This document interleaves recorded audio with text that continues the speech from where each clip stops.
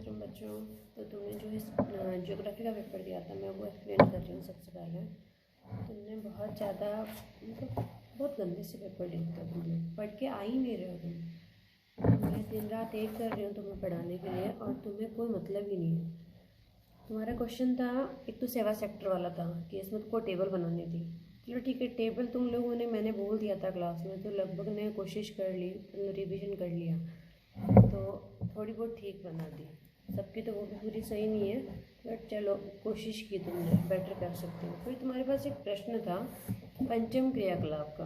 पंचम क्रियाकलाप जब तुमने टेबल याद कर ली है तो फिर तुम पंचम क्रियाकलाप का प्रश्न गलत कर कैसे सकते हो? मुझे ये नहीं समझ में आया। पंचम क्रियाकलाप में तुमने पता नहीं क्या क्या लिखा है, मतलब कोई मतलब ही नहीं है। तुम्हारे टेबल के अंदर साफ लिखा हुआ रहता है पंचम क्रियाकलाप के अंदर विशेषज्ञ, निर्णयकर्ता, परामर्शदाता और नीति निर्धारक। मतलब ये 5 पॉइंट उसके अंदर थे ऑलरेडी, तुम से तुमने उनको भी वापस लिखना नहीं चाहा। हाँ, तुमको ये तो पता था कि ये तृतीय सेक्टर का एक और उपविभाग है, वो चलो ठीक है लगभग ने को लिखने की कोशिश की, लेकिन ये 5 नाम तो, ये 4 नाम तो किसी ने लिखे ही नहीं है जो तुमने टेबल में याद कर रखे हैं। बेटा मैं तुम्हें टेबल याद करवा क्यों रही हूँ? तुम ये तो देखो कि तुम उसमें से निकाल सको जो तुम्हें बड़े प्रश्नों में लिखना है, छोटे प्रश्नों में उत्तर देना है, तो उनमें से कैसे चीज़ तुम्हें शॉर्ट आउट करनी है वो तुम्हें सोचना पड़ेगा ना। तुम अभी इतने छोटे बच्चे नहीं हो कि तुम्हें मैं हर एक चीज़ बताती रहूँगी। तो तुमने वहाँ से 4 नाम याद कर लिए, टेबल तुमने याद कर ली, तो फिर पंचम क्रियाकलाप में क्यों नहीं लिखा उन्हें? मतलब कोई शायद 1-2 ने लिखा है, बाकी किसी ने भी नहीं लिखा है उन 4 नामों को। तो इस तरीके से तो चलने वाला है ही नहीं। फिर एक प्रश्न था तुम्हारे भंडारों के प्रकार। मतलब 3 प्रकार के भंडार हैं, चलो आते थे कुछ बच्चों को। उपभोक्ता भंडार, विभागीय भंडार और श्रृंखला भंडार। ये जो इनका तीनों का अपना अपना सीक्वेंस है कि सब काम शुरुआत कैसे होती है। कोई भी व्यापार होता है ना, तो सबसे पहले क्या होता है, फुटकर व्यापार, जहाँ से हमारा शुरुआत हो रही है काम की, वो सबसे पहले नवाचार करते हैं। उपभोक्ता सहकारी समुदाय उसमें आते हैं। नवाचार यानी नई नई काम वहाँ से शुरू होते हैं, तो वो सबसे पहला भंडार होता है उपभोक्ता भंडार। उपभोक्ता मतलब जो उसको यूज़ करने वाले हैं वहाँ से।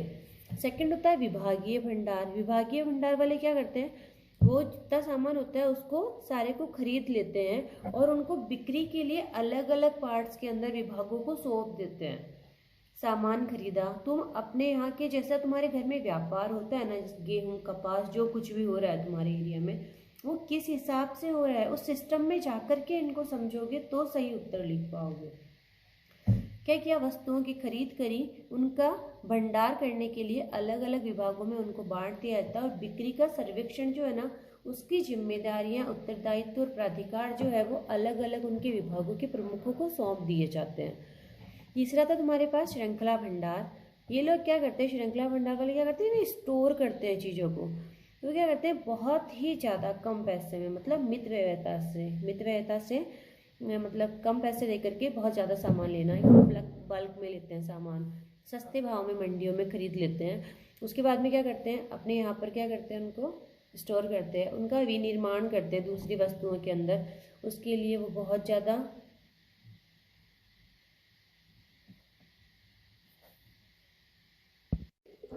उसके लिए वो लोग क्या करते हैं, थोड़े विशेषज्ञ जो होते हैं, कुशल विशेषज्ञ जो हर फील्ड के अंदर काफ़ी नॉलेज रखते हैं, वो उनको नियुक्त करते हैं और फिर एक भंडार किया, एक चीज़ को उन्होंने स्टोर किया है मंडी से खरीद के, उसको वो अनुभव मतलब उनका जो एक्सपीरियंस है उसको यूज़ में लेकर के वो क्या करते हैं, अनेक भंडारों के ऊपर यूज़ में लेते हैं, कई सारे व्यापारों के अंदर उनको प्रयोग में ले पाते हैं।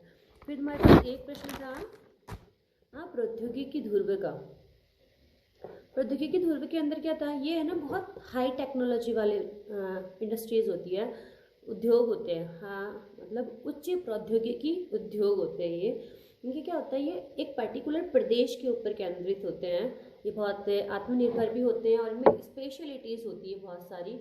ये सारे जो जितने भी न्यू डेवलपमेंट्स होते हैं टेक्नोलॉजी के अंदर हो, तकनीकी के में हो, चाहे फिर किसी व्यापार की कोई नीतियों के अंदर हो, उन सब का ये प्रयोग कर करके एक नियोजित विकास करते हैं। और इसके अंदर विज्ञान प्रौद्योगिकी के पार्क, विज्ञान नगर, इस तरीके की उच्च तकनीकी वाले जो होते हैं ना ग्रुप्स, उनको शामिल किया जाता है, उच्च तकनीकी के संकुलों का शामिल किया जाता है इसके अंदर, वो प्रौद्योगिकी ध्रुव कहलाते हैं। तुमने पता नहीं क्या लिखा है, पर्यावरण को नुकसान पहुंचाना, ये वो, देखो फिर पंचम क्रियाकलाप वाला जो प्रश्न था उसका क्या होगा, तुमने उसमें 5 पॉइंट याद किए थे, विशेषज्ञता, निर्णयकर्ता, परामर्शदाता और नीति निर्धारक। वो इसके पार्ट्स ही हैं, वो तुम इसमें लिख सकते हो, ठीक है। और ये इन सब पर केंद्रित होती है और ये पंचम क्रियाकलाप कहलाते हैं ये, और इनको स्वर्ण कॉलर कहे जाने वाली ये व्यवसाय होते हैं और ये तृतीयक सेक्टर का एक उपविभाग होता है। अब इसके अंदर क्या है, हमारे जो वरिष्ठ व्यवसायिक कार्यकारी होते हैं, अधिकारी होते हैं, अनुसंधान वैज्ञानिक या फिर परामर्शदाता, इन सबको मिलाया जाता है और फिर उसके बाद में उनको एक अच्छा वेतनमान भी दिया जाता है और वो उसकी वजह से वो बहुत कुशल प्रतिनिधित्व देते हैं उसके अंदर और बहुत अच्छे से विकास कर पाते हैं अपने उस व्यापार का।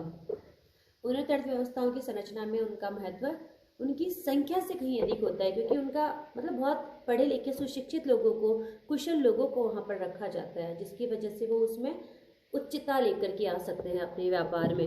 तो प्लीज़ थोड़ा ध्यान से पढ़ करके आया करो, थोड़ा नंबर सही लेकर के आओ प्लीज़।